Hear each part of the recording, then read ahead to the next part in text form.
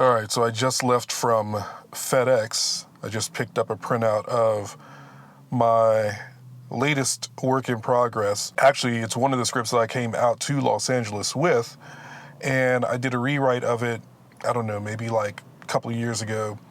And so now it's the big project, it's the big script that I'm focusing on now that I'm done with Potter's Field and now that I'm essentially done with my romantic comedy. This script is more of an an action comedy. And I was a little disheartened because recently I saw a preview for a movie that it's not the exact same as this idea, but it treads some similar ground. And I was just like, Jesus Christ, why are y'all doing this to me? Why, universe, why are you doing this to me? But whatever. I think that this script is just a great showcase for my sense of humor, my comedic voice, whatever. And it's a favorite. And this is an idea that it's like Potter's Field, I really love the idea and I hope it pops off. I hope it goes somewhere. So in addition to printing out one of my scripts, I also printed out a copy of the feedback that I got from WeScreenplay on a TV pilot that I'd written. Some people have asked me, who's the best coverage service or what is coverage, getting coverage like and blah, blah, blah. So I figure, why not just share that with you? All right, let me just get settled here, my usual setup. You know what, give me a second.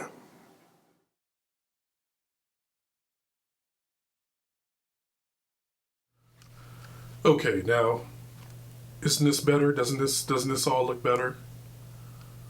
Water, by the way. Now, you remember in another video I talked about a conversation that I had recently with a writer and, they encouraged me and everything like that. Well, one of the things that this writer told me, they were just like, you should write a TV pilot. And I surprised them by saying, hey, I've already done so.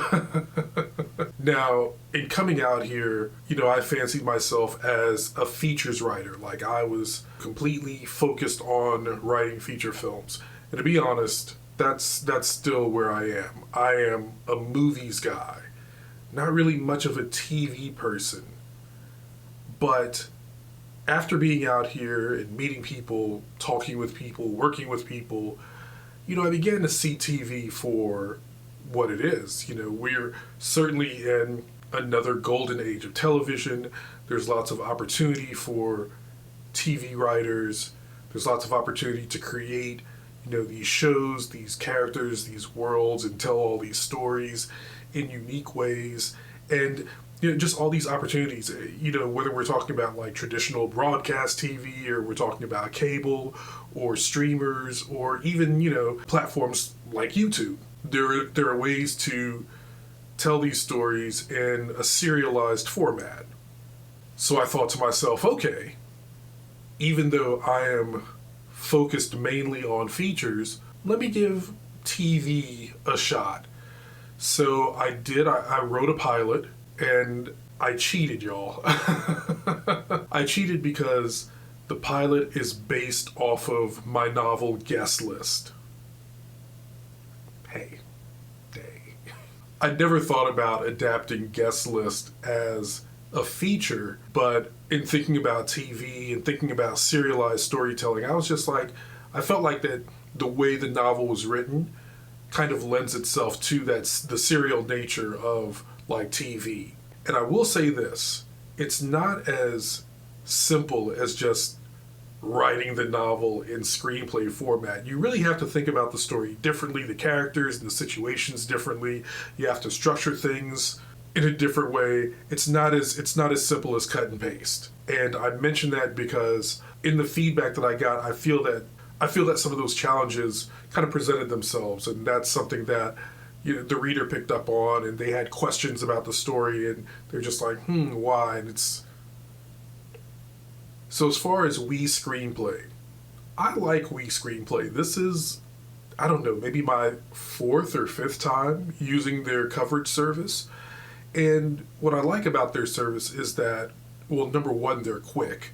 Usually there's like a 72-hour turnaround time, but the past few times I've used them, I've gotten my coverage back like within 24 hours, around that time frame. It's just like, whoa, I just sent this off and already, So I really do appreciate that. I like that. The second thing is that the feedback is often very useful, very thorough. I like the notes that I've gotten back from readers. They have been all from different readers. You can tell because each reader has a code that's specific to them. So when you get your feedback, it lets you know that, this was read by reader XYZ ABC or whatever it is. So that different readers have read your work or whatever. But as mentioned, these readers are very thorough. That you can tell that they read, they actually read the script, because that is an issue with some of these services from what I understand. But you can tell, they actually read the script, and they give you great, just kind of like developmental notes, structural notes. This is perhaps something that you could focus on, or this is perhaps a strength of the script. I mean, the feedback, I think, is phenomenal. And also for the price. I don't remember off the top of my head what the prices are. I think the lowest tier, just kind of like the basic coverage, is either $69 or $79. I'll just throw up like a card with the prices on it so that you can see, like, here you go, right? So I think there are like 3 different tiers. I generally go for what's known as the bespoke tier, which is like the middle tier. The reason why I go with that is because not only do you get comprehensive, notes, but you also get kind of like notes regarding like how to market the script, if that makes sense. Like, how can you get it into shape so that you can present it to a producer or to a manager, or if you're lucky enough to get in front of a studio head or something like that. And you can actually choose this. Like when you choose like the bespoke tier, they ask questions like, what are your plans for the script? What do you want to do? So if you select something like obtain representation, then once you get the notes back from the reader, they'll have additional notes to kind of help you, craft the script, to get it into shape so that, you can present it to a potential manager or agent and make the script appealing to them so that they would want to represent you. So with my pilot, Guestlist, it got a rating of consider. There are 3 ratings. There's recommend, consider, and pass. And you can guess what those mean. Like recommend means the reader recommends the script for you. Like, hey, this is like, this is definitely worth your while. Consider is just that, consider it. It's not bad. Perhaps it's something that you're looking for, so you consider it. And pass, which is don't consider it. Don't waste your time. Like, no. So Guestlist got a rating of consider from my reader. It was ranked in the top 14% as far as dialogue, top 19% as far as plot, and top 18% overall impression. So, hey.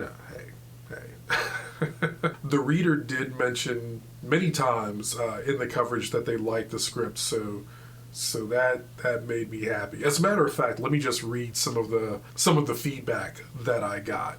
I got feedback right here, so I'm just gonna read it. In their opening thoughts, the reader said that this is an enjoyable script. The writer, that's me, is able to create interesting characters and write really funny dialogue. The script also works as a keen social study of modern-day nightclubs. The result is a lot more entertaining than how it sounds. But then they go on to say that this feels more like the first 25 pages of a feature script. And I can't, sure. I've spent my life writing feature screenplays. Like, television is... I have no familiarity with writing TV shows, writing, episodic television, like what it takes. It's a totally different mindset. As far as characters, the reader said that all the characters in the script are really well written. They all bring something to the table. there isn't a weak link. Look, characters. I'm good at creating characters. What can I say? I'm not going to shy away from that. I am good at creating memorable characters. I know this.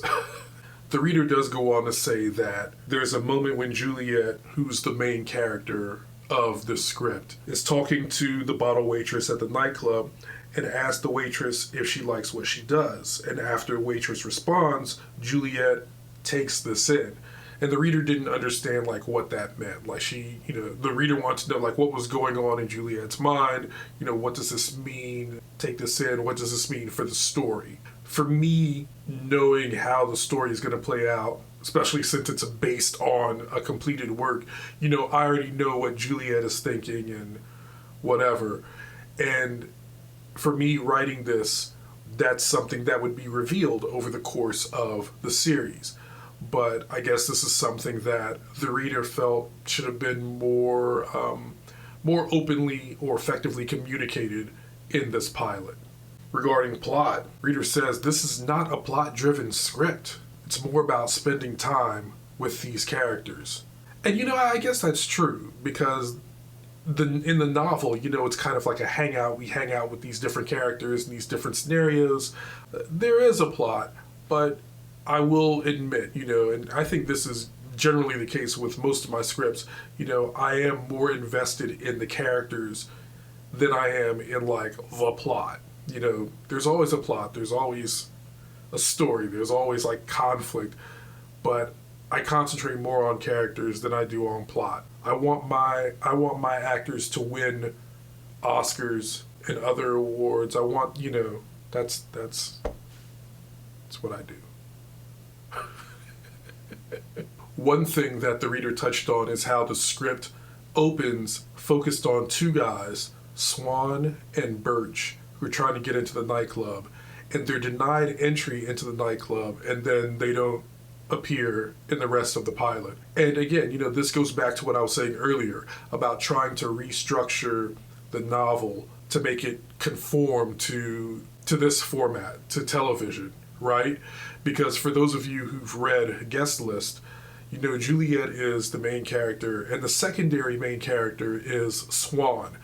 But Swan isn't introduced in the first chapter. Swan, his story starts later. And I was trying to think of a way to include Swan in the pilot so that when he shows up again, the audience will at least be like, okay, I remember that dude from the opening of the pilot. That's something something I got to think about. I got to figure this out, because the reader is just like, hey, I want to know what happened to these guys. Like, we introduced them and we spend a little time with them and then that's it. So I got to figure that out. As far as structure, they say that the pilot is well structured. They do say that the pacing needs work, but the pacing is far from bad. One of their suggestions is to trim down the action lines. Well, what they say is that, the action lines are very well written. This writer has a way with words, but they are too novelistic. If I've given you feedback on your script recently, I've probably said something along these lines. If your script is a little too novelistic, because I know that. I'm there with you. I feel you. I want to include every single detail that I see in my mind's eye in the script. But another piece of advice that I've been given that I try to adhere to is to not do like the costume designer's job, not do the set director's job, not do the actor's job. Just write the story, son. Just write the story. I'm also kind of surprised though, because I thought this was a short script. It's only 25 pages. And I was worried because when I read other kind of like half hour, it's supposed to be like a half hour show. When I read other half hour scripts, they tend to be, I don't know, kind of like, 30, 35, sometimes even 40 pages. So I was kind of worried that this was a little too short. But the reader not only said that this was like the perfect length, they were just like, if I could trim down some of the action lines, I could probably shave off a page or two. I was like, oh, okay. When it comes to dialogue, the reader said, that it's all really strong. It's actually like the strongest quality of the script. And I will say this, I know that I create some damn good characters, but I also know that my dialogue is fucking phenomenal. I am Tarantino. I am David Mamet with the dialogue. You hear me? I am a dialogue master. If there's nothing else, producers, you need someone to come in and punch up the dialogue like in your script, holla at your boy. Because that's one thing that I for damn sure know I can do, is dialogue it up. But yeah, the reader says, this is a dialogue-driven script, and a lot of readers should enjoy getting to hear these characters talk and talk. All of the lines are very natural, like lines actual people would say. There are a lot of funny one-liners, but the dialogue also never comes across as too jokey. When it comes to concept, the reader said that this is the biggest issue with the script. Because it's so heavily invested in the characters and in the dialogue and everything, it's kind of light on plot. So the reader is just like, what is this supposed to be about? Like, what is the story? What is the script about? You know, they question whether it's going to be like an anthology. Are we going to follow different people in different nightlife scenarios in each episode? And no, I mean, the idea is to show different nightlife scenarios. You know, you've got your typical nightclub, but then you've got like your kind of private gathering. You've got like your dinner party. Like, you know, I have all these ideas, once again, based on the novel, but we are following a set group of characters, and we are telling a story, you know, with these characters. And I guess because that story is not evident in the pilot, it's not clear, like, you know, where the story, I thought it was clear, but, you know, that's because I wrote it and I know what's going to happen. You know, I'm introducing characters and I'm setting things up. But for this reader, it wasn't obvious. And in their final thoughts, the reader says, this is an atypical script. The writer has a lot of talent and a lot of ideas, but needs to funnel their ideas into something that packs more of a punch. Again, I did really enjoy reading this script. It is different and original. Just like me. I'm different and original. And when all the elements are broken down into like different categories, different rankings, from virtually perfect to improve, I scored mostly in the good section, high percentages in the good section, but mostly in the good section, with my dialogue being in the excellent column. So, hey, I'm going to say not too shabby for what really amounts to my first television pilot. I'm proud of it. And, you know, for however much I paid for the service, again, I can't remember off the top of my head, but I will put it up there for all of you to see. And I'll also include that information down in the description. But I felt that I got value out of this coverage for my pilot. So WeScreenplay, if you're considering using them, I think it's well worth it. I think that they've partnered up with Coverfly. So if you're familiar with Coverfly, it's just another screenwriting service that helps helps make it easier to kind of like get your script out there in front of people and submit it to contests and things of that nature. But all in all, I'm happy. I'm pleased with my WeScreenplay coverage. And like I said, you know, I've used them for feature-length scripts, used them for my pilot. So if you're looking for professional feedback on your script, can't go wrong with them. Oh, is this where I also say, like, this is not a paid Clearly it's not a paid endorsement, right? Because I'm talking about how I've paid to use the service, so they're not paying me to say this. This is just how I feel. They're cool with me. They're not paying me. Nobody's paying me. I'm not sponsored yet. Somebody wants to sponsor me. I'm open to it. Shout out to Final Draft. Best screenwriting software. Oh, I promise there's nothing but water in here. But I might make a drink when I finish recording.